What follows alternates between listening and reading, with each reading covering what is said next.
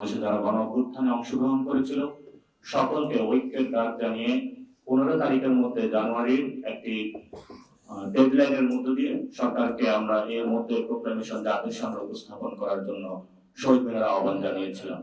আসসালামু আলাইকুম প্রিয় দেশবাসী, যারা দেখছেন শুনছেন, আপনারা জুলাইয়ের যে অন্যতম গণভিত্তিক মানুষের জায়গা থেকে বাংলাদেশের নেতৃত্ব দেওয়া সংগঠন বৈষম্য বিরোধী ছাত্র আন্দোলনের আহ্বানে সারা বাংলাদেশ থেকে একযোগে আপনারা ঢাকায় একত্রিত হয়েছিলেন।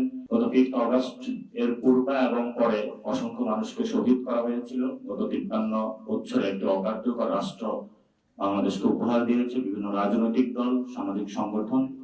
আমরা সেখানে দেখেছিলাম সেটা থেকে উত্তরণের জন্য 24 ছাত্ররা বুক পেতে দাঁড়িয়েছিল, রক্ত দিয়েছিল, অসংখ্য শহীদ হয়েছিল, আহত হয়েছিল।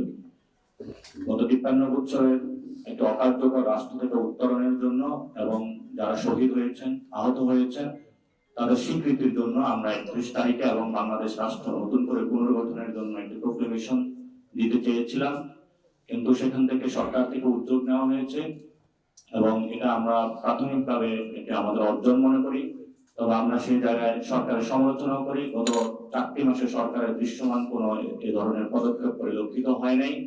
যারা গণ অভ্যুত্থানে অংশগ্রহণ করেছিল সকলকে ঐক্যের ডাক জানিয়ে 15 তারিখের মধ্যে জানুয়ারির একটি ডেডলাইনের মধ্য দিয়ে সরকারকে আমরা এর মধ্যে প্রোক্লামেশন জাতির সামনে উপস্থাপন করার জন্য শহীদ মিনারে আহ্বান জানিয়েছিলাম। সেখানে আমরা অনেকগুলো বিষয়ে দাবি জানিয়েছিলাম। এর মধ্যে অন্যতম ছিল বিচার সংস্কার এবং গণপরিষদ নির্বাচনের বিষয়গুলো সেখানে এসেছে। কিন্তু এই সরকারকে ডেডলাইন দেওয়ার পরও আজকে 4 তারিখ হয়ে গিয়েছে জানুয়ারি, আমরা দৃশ্যত কোনো বর্তমান সরকার থেকে কোনো উদ্যোগ দেখতে পাইনি।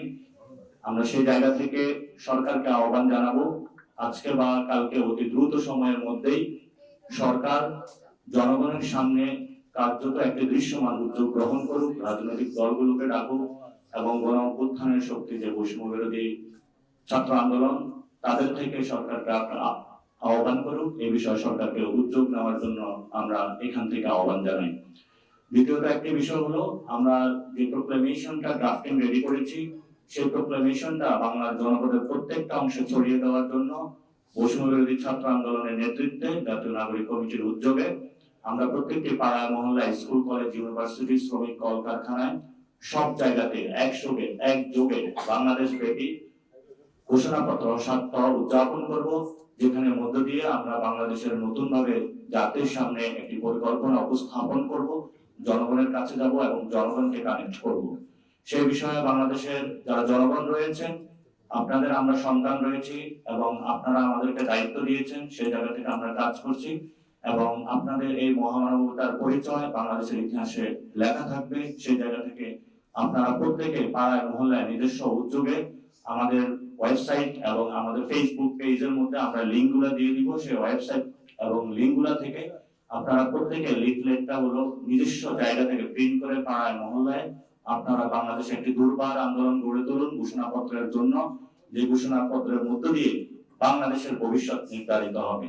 সেই বিষয়ে বাংলাদেশের সকল নারী পক্ষ, কল কারখানা শ্রমিক সকলকে একসাথে সজাগ থাকার আহ্বান জানাচ্ছি এবং বিভিন্ন রাজনৈতিক দল যারা রয়েছেন তাদেরকেও আমরা আহ্বান জানাচ্ছি, জনগণের প্রয়োজনে যেভাবে আপনারা 5 তারিখে বৈষম্য বিরোধী ছাত্র আন্দোলনের নেতৃত্বে ঝাঁপিয়ে পড়েছিলেন, রাজপথে শহীদ হয়েছেন, আগামীতে বাংলাদেশে যে কোনো প্রয়োজনে আপনাদেরকে ঐক্যের জায়গাটা থেকে ত্যাগ তিতিক্ষা আপনাকে দেওয়ার জন্য, জনগণের কাছে দায়বদ্ধ হওয়ার জন্য আমরা বৈষম্য বিরোধী ছাত্র আন্দোলনের প্ল্যাটফর্ম থেকে আপনাদের আহ্বান জানাচ্ছি।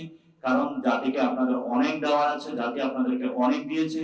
সেই জায়গা থেকে সকল রাজনৈতিক দলকে এই বিষয়ে উদ্যোগ গ্রহণ করার জন্য আমরা আহ্বান জানাচ্ছি এবং আমরা যদি আগামী কয়েকদিনের মধ্যে কার্যত কোনো দৃশ্য উদ্যোগ না দেখি, আমরা সরকারকে সেখানে আরো জোর দাবি এবং মাঠ থেকে জনগণকে সাথে নিয়ে ঐক্যবদ্ধভাবে কিভাবে প্রোক্লেমেশন বা ঘোষণাপত্র জনগণের সামনে নিয়ে আসতে হয় সেই বিষয়ে কঠোর কোনো কর্মসূচির দিকে যাব ইনশাআল্লাহ। আপনারা যারা দেশবাসী আজকে আমাদের সাথে থেকেছেন, অতীতও থেকেছেন, ভবিষ্যতেও থাকবেন, আপনাদের এই অর্জনে আমাদেরকে সারথি বানানোর জন্য আপনাদের সকলকে ধন্যবাদ এবং আপনাদের এই জাতির যে কোনো সংকটকালীন মুহূর্তে আপনারা মাঠে থাকবেন, আপনাদের সন্তানদেরকে সবসময় আপনাদের পাশে পাবেন। ধন্যবাদ সকলকে।